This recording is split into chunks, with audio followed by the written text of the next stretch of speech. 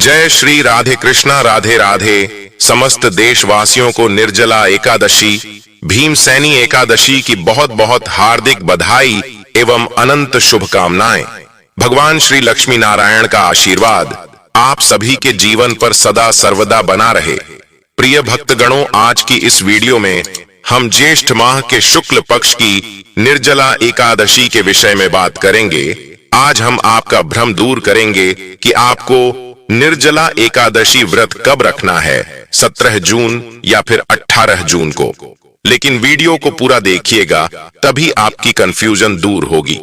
तो आज की वीडियो में हम जानेंगे कि निर्जला एकादशी इतनी महत्वपूर्ण क्यों है, इसका महत्व, निर्जला एकादशी कब है, व्रत कब रखे, व्रत का पारण कब करें, एकादशी और द्वादशी तिथि कब से कब तक है, पूजा का शुभ समय क्या है, राहु काल का समय क्या है, व्रत का पारण किस दिन करेंगे और किस चीज से करें, हरिवासर कब से कब तक है, सारी बातें आज की इस वीडियो में जानेंगे। तो आप अंत तक वीडियो में बने रहे।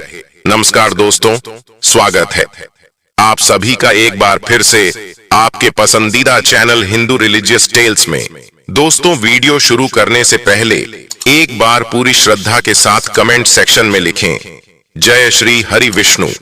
भगवान हरि की कृपा आप पर सदैव बनी रहेगी और वीडियो को लाइक करके चैनल को सब्सक्राइब अवश्य कर लें। प्रिय भक्तगणों, साल की सबसे बड़ी एकादशी निर्जला एकादशी होती है और इस एकादशी को भीमसेनी एकादशी भी कहा जाता है और इसे पांडव एकादशी के नाम से भी जाना जाता है, जो कि ज्येष्ठ माह के शुक्ल पक्ष में आती है। वैसे तो पूरे वर्ष में 24 एकादशी आती है, लेकिन जिस वर्ष अधिक मास आता है, पुरुषोत्तम मास आता है, उस साल 2 अधिक एकादशी होती है, यानी कुल मिलाकर के उस साल 26 एकादशी होती है। प्रत्येक एकादशियों का भिन्न भिन्न महत्व हमारे धर्म ग्रंथों तथा पुराणों में बताया हुआ है। ज्येष्ठ माह के शुक्ल पक्ष की निर्जला एकादशी का व्रत करने से पूरे साल की 26 एकादशियों का संपूर्ण पुण्य प्राप्त होता है। यदि आप पूरे वर्ष एकादशी का व्रत नहीं कर पाते हैं, तो आपको निर्जला एकादशी का व्रत अवश्य करना चाहिए। यह एकादशी सबसे बड़ी एकादशी है और पूरे साल की एकादशियों का फल देने वाली एकमात्र एकादशी निर्जला एकादशी ही होती है। इसलिए इस एकादशी का व्रत सभी माताओं, बहनों, भक्तजनों को अनिवार्य रूप से करना चाहिए। तो आइए जानते हैं निर्जला एकादशी व्रत के शुभ मुहूर्त और पारण समय के बारे में। लेकिन अभी तक आपने वीडियो को लाइक नहीं किया है, तो वीडियो को लाइक करके चैनल को सब्सक्राइब अवश्य करें। जेठ माह शुक्ल पक्ष एकादशी तिथि 17 जून 2024 दिन सोमवार सुबह 4:44 और एकादशी तिथि की जो समाप्ति है वह 18 जून 2024 दिन मंगलवार सुबह 6:26 और द्वादशी तिथि की समाप्ति 19 जून 2024 दिन बुधवार सुबह 7:29। द्वादशी युक्त वैष्णव के लिए जो शुद्ध रूप से एकादशी व्रत के लिए समय प्राप्त हो रहा है, वह सभी जो कि 18 जून 2024 दिन मंगलवार को सभी भक्तजनों व्रत को धारण करेंगे और व्रत का पारण जो कि 19 जून बुधवार को किया जाएगा। पारण का जो समय होगा 19 जून को, वह समय सुबह 5:28 से सुबह 7:28 तक होगा। एकादशी व्रत का पारण हरिवासर समाप्त होने के बाद किया जाता है। हरिवासर का समय द्वादशी तिथि का पहला चौथाई हिस्सा हरिवासर का होता है। निर्जला एकादशी व्रत का पारण जो तिलेन पारण यानी कि तिल से व्रत का पारण करना है, यह संभव न हो तो आप जल से, तुलसी दल से या फल से व्रत का पारण करें। एकादशी तिथि का जो सूर्योदय का समय है वह समय सुबह 5:08 और सूर्यास्त का समय 6:50।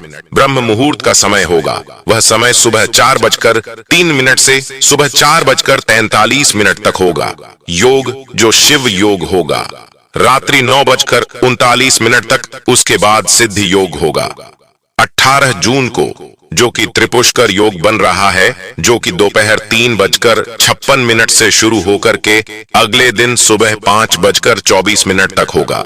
नक्षत्र जो कि स्वाति नक्षत्र दोपहर 3:56 तक होगा। उसके बाद विशाखा नक्षत्र जो भी भक्तजन व्रत को धारण करने वाले हैं, उनको व्रत के दौरान शुद्ध और सात्विकता का पालन करना चाहिए। एक समय की बात है, सभी पांडव बैठे हुए थे और वहां पर महर्षि वेद व्यास जी का आगमन हुआ और सभी पांडवों ने हाथ जोड़ करके उनसे प्रार्थना की, उनका अभिनंदन किया, उनका स्वागत किया। वेद व्यास जी सभी को उपदेश देते हैं और कहते हैं कि आप सभी पांडवों को मोक्ष प्राप्ति के लिए, मुक्ति के लिए एकादशी का व्रत अवश्य करना चाहिए। तभी अचानक भीमसेन बोल उठेगी है, महर्षि मैं एकादशी व्रत करना चाहता हूं, लेकिन क्या करूं, मैं भूख सहन नहीं कर पाता हूं, इस कारण से मैं एकादशी का व्रत नहीं कर पाता हूं। तो आपसे अनुरोध है कि कोई ऐसा व्रत बताइए जिससे मुझे एकादशी का पुण्य प्राप्त हो जाए और पूरे साल की सभी एकादशियों का लाभ मुझे मिल सके। तब महर्षि वेद व्यास जी कहते हैं कि हे भीमसेन, मैं तुम्हें बताता हूं कि ज्येष्ठ माह के शुक्ल पक्ष की जो एकादशी होती है उसका नाम निर्जला एकादशी है। यदि तुम पूरे वर्ष की सभी एकादशी का व्रत नहीं कर पाते हो और केवल निर्जला एकादशी का व्रत कर लोगे तो पूरे साल की सभी एकादशियों का फल तुम्हें प्राप्त हो सकेगा। तो महर्षि वेद व्यास जी की आज्ञा के अनुसार भीमसेन ने ज्येष्ठ माह के शुक्ल पक्ष की एकादशी व्रत को धारण किया और उस दिन निर्जला एकादशी का व्रत किया और अगले दिन व्रत का पारणा किया, जिससे उसे संपूर्ण एकादशियों का पुण्य प्राप्त हो चुका था। तभी से इस एकादशी का नाम भीमसेनी एकादशी, पांडव एकादशी के नाम से भी जाना जाता है। इसलिए इस एकादशी का व्रत सभी को करना चाहिए। या एकादशी हालांकि थोड़ी कठिन है, क्योंकि अन्य एकादशियों में फलाहार कर पाते हैं, लेकिन निर्जला एकादशी में किसी भी परिस्थिति में आप जल नहीं पी सकते हैं, क्योंकि यह निर्जला एकादशी है और इस एकादशी में आप फलाहार भी नहीं कर पाते हैं। अन्न का भी आपको सेवन नहीं करना है, यानी निर्जला एकादशी में बिना फलाहार के, बिना जल के और बिना कुछ खाए पिए इस व्रत को धारण करना होता है। तभी एकादशी का पूरा पूरा पुण्य आपको प्राप्त हो सकेगा। इस दिन जलदान का बहुत महत्व बताया गया है। मीठा जल, शरबत का दान इस दिन किया जाता है और जब पूजन करते हैं तो आचमन के रूप में जल आप यदि पिएंगे तो उसका कोई दोष नहीं रहेगा, लेकिन सामान्य तौर से जो हम पानी पीते हैं, जल पीते हैं, वह इसमें वर्जित माना जाता है। तो निर्जला एकादशी का व्रत बिना पानी के, बिना फलाहार के, बिना भोजन के, बिना कुछ खाए पिए करना चाहिए और अगले दिन ही इस व्रत का पारणा करना चाहिए।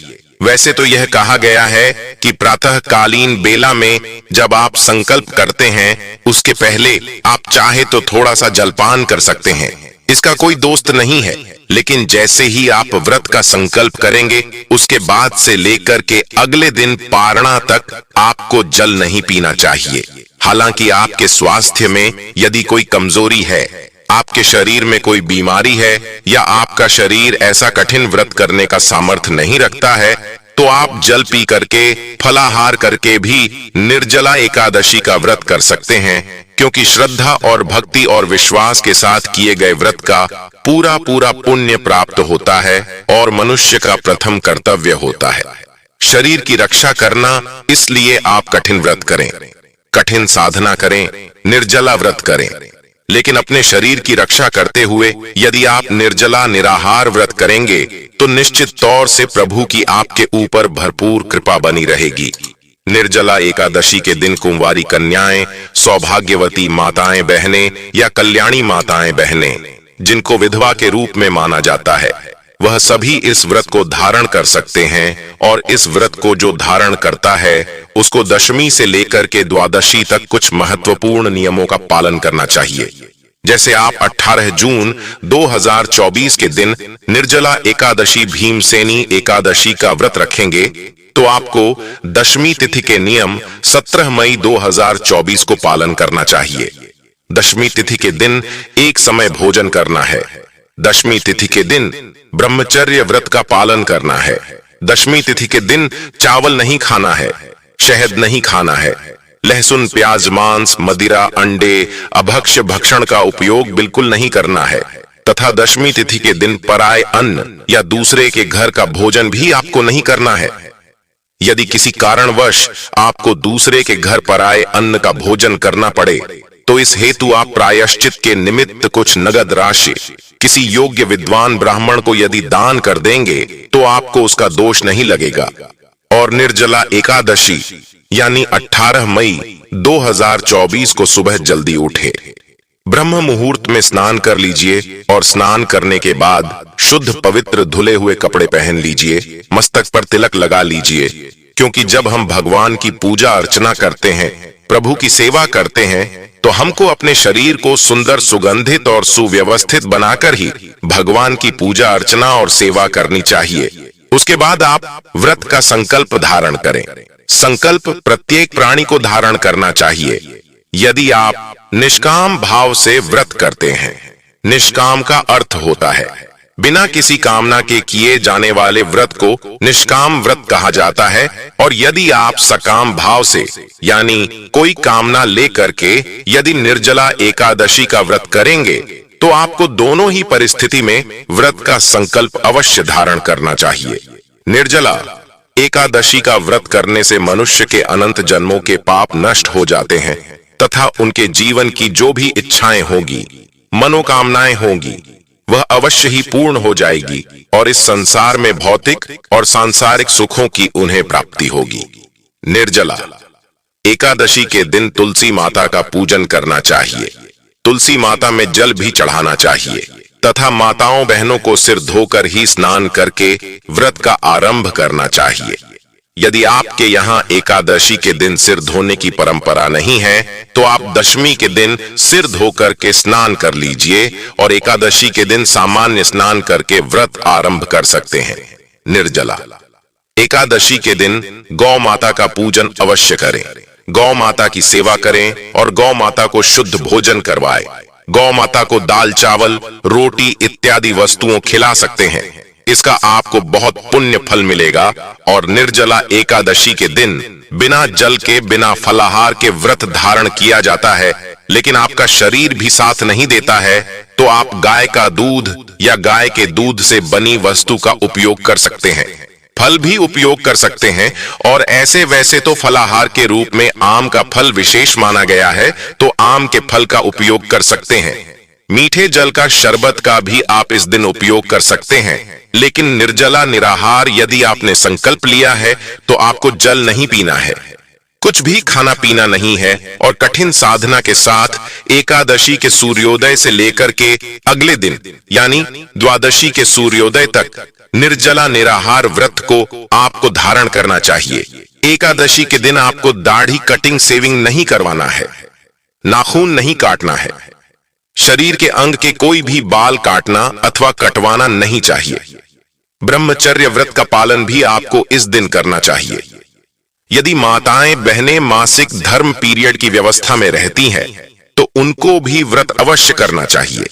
लेकिन भगवान का पूजन, अर्चन और स्पर्श करना इस अवस्था में वर्जित माना जाता है तथा एकादशी के दिन यदि आपके घर परिवार में जन्म अथवा मृत्यु का सूतक लग जाता है तो ऐसी परिस्थिति में भी आपको व्रत तो करना चाहिए। व्रत के नियमों का भी पालन करना चाहिए, लेकिन भगवान का स्पर्श तथा पूजन करना ऐसी परिस्थिति में वर्जित माना जाता है। तुलसी जी से आज्ञा लेकर के आप तुलसी जी के पत्ते तोड़ सकते हैं, कोई दोष नहीं माना जाएगा। और इस दिन आपको किसी भी प्राणी को, किसी भी जीव को कष्ट नहीं पहुंचाना चाहिए, क्योंकि गोस्वामी तुलसीदास जी ने रामचरितमानस में कहा है कि ईश्वर अंश जीव अविनाशी ने प्रत्येक प्राणी में, प्रत्येक जीव में ईश्वर का वास माना गया है। इसलिए आपको इस दिन किसी भी प्राणी को, किसी भी जीव को कष्ट नहीं पहुंचाना चाहिए, किसी भी मनुष्य का दिल नहीं दुखाना चाहिए और आपको इस दिन किसी भी प्रकार से कोई गलत कर्म, अनैतिक कार्य अथवा पाप कर्म बिल्कुल नहीं करना चाहिए। हमारे धर्म ग्रंथों और पुराणों में 3 प्रकार के पाप बताए गए हैं, कायिक, वाचिक और मानसिक। कायिक अर्थ होता है शरीर के द्वारा किए जाने वाले पाप को कायिक कहा जाता है, और दूसरा वाचिक का अर्थ होता है वाचिक वाणी के द्वारा। जब हम गलत शब्द का उपयोग करते हैं उसे वाचिक पाप कहा जाता है। और तीसरा होता है मानसिक पाप। मानसिक का अर्थ होता है मन में यदि गलत विचार आते हैं, गलत अवधारणा उत्पन्न होती है तो उसे मानसिक पाप कहा जाता है। तो आपको किसी भी प्रकार से इस दिन गलत कर्म, पाप कर्म बिल्कुल नहीं करना चाहिए।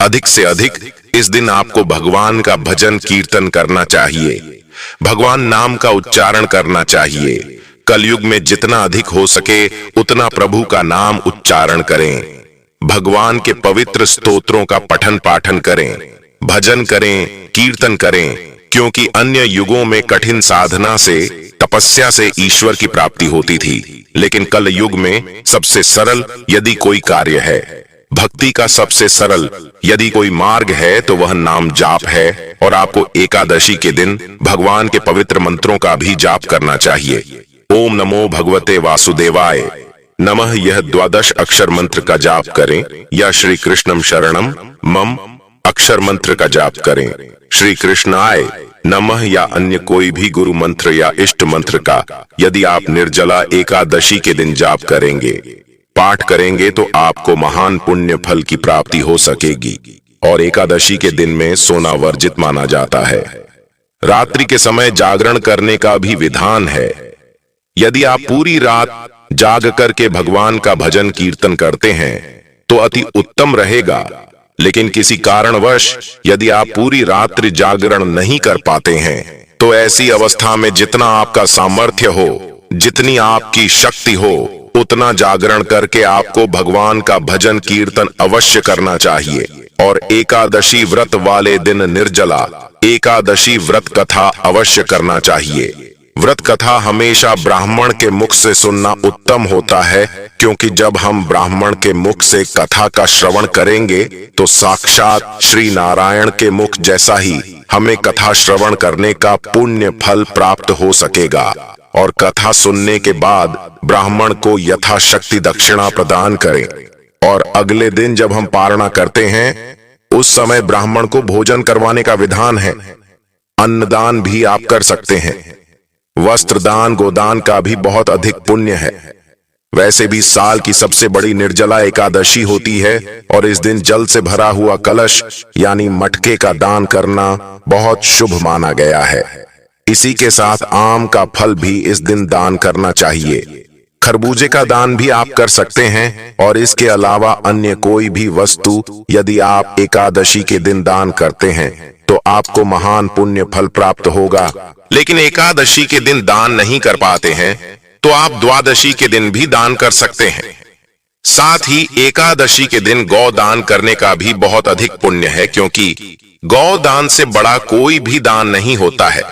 और जो मनुष्य अपने जीते जी यदि अपने हाथ से अपने सामने किसी ब्राह्मण को गौ दान कर देता है, उसके अनंत जन्मों के पाप जो होते हैं वह नष्ट हो जाते हैं और उसके पुण्यों का उदय होता है, तथा उसको किसी भी प्रकार की यम यातना नहीं भोगनी पड़ती है।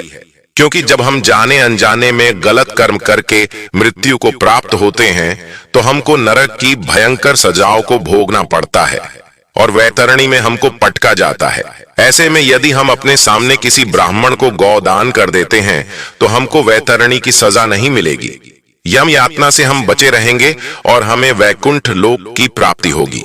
प्रभु के परम धाम की अवश्य ही हमको प्राप्ति होगी। निर्जला एकादशी व्रत का पारण जो कि 19 जून बुधवार को किया जाएगा। पारण का जो समय होगा 19 जून को, वह समय सुबह 5:28 से सुबह 7:28 तक होगा। एकादशी व्रत का पारण हरिवासर समाप्त होने के बाद किया जाता है। हरिवासर का समय द्वादशी तिथि का पहला चौथाई हिस्सा हरिवासर का होता है। जब हम निर्जला एकादशी का व्रत करें तो उस दिन हमको जल में तुलसी पत्र डाल करके सबसे पहले उससे हमको पारणा करना है। क्योंकि निर्जला एकादशी है, इसीलिए जल के माध्यम से ही निर्जला एकादशी व्रत का पारण करना चाहिए। उसके बाद आप फल या फलाहारी वस्तु से भी पारणा कर सकते हैं या फिर अन्न से भी व्रत का पारणा किया जा सकता है। लेकिन ध्यान रखें, निर्जला एकादशी व्रत का पारणा जब हम करें तो उस समय ब्राह्मण को भोजन करवाने का विधान है। भोजन नहीं करवा सकते हैं तो अन्न दान दे सकते, और अन्न दान भी नहीं दे सकते तो भोजन के निमित्त हम ब्राह्मण को नगद राशि भी यदि प्रदान कर देंगे तो भी हमको ब्राह्मण भोजन का संपूर्ण पुण्य प्राप्त हो जाएगा। और द्वादशी के दिन जिस दिन पारणा किया जाता है उस दिन शुद्ध और पवित्र भोजन ही ग्रहण करना चाहिए। किसी भी तरह उस दिन हमको लहसुन, प्याज, मांस, मदिरा या मसूर की दाल या अंडे का उपयोग भोजन में नहीं करना चाहिए। द्वादशी के दिन आप चावल का उपयोग जरूर करें, क्योंकि निरंतर दशमी और एकादशी के दिन हम देवालय में चावल का परित्याग कर देते हैं। तो देवबंद का सम्मान करते हुए हमको द्वादशी के दिन पारणा के समय चावल का उपयोग जरूर करना चाहिए। यदि पारणा के समय आप चावल नहीं खा सकते हैं, उस दिन जो भोजन बनाएं उसमें चावल का उपयोग आपको जरूर करना चाहिए। द्वादशी के दिन चावल खाना बहुत शुभ माना जाता है। इस तरह हमने जो आपको विधि बताई है उससे यदि आप निर्जला एकादशी का व्रत करेंगे तो निश्चित तौर से आपको भगवान श्री लक्ष्मी नारायण की अपार कृपा प्राप्त होगी और भगवान श्री द्वारकाधीश अत्यधिक प्रसन्न होंगे और आपको मनचाहा फल अवश्य ही प्रदान करेंगे। उम्मीद करता हूं आपको जानकारी पसंद आई होगी। पसंद आई तो लाइक अवश्य कर दिया करे और तीज त्योहार से संबंधित जानकारी और कथा को श्रवण करने के लिए हमारे चैनल हिंदू रिलीजियस टेल्स को सब्सक्राइब करके बेल आइकन का बटन दबाना बिल्कुल भी ना भूले। जय जय श्री राम, हर हर महादेव।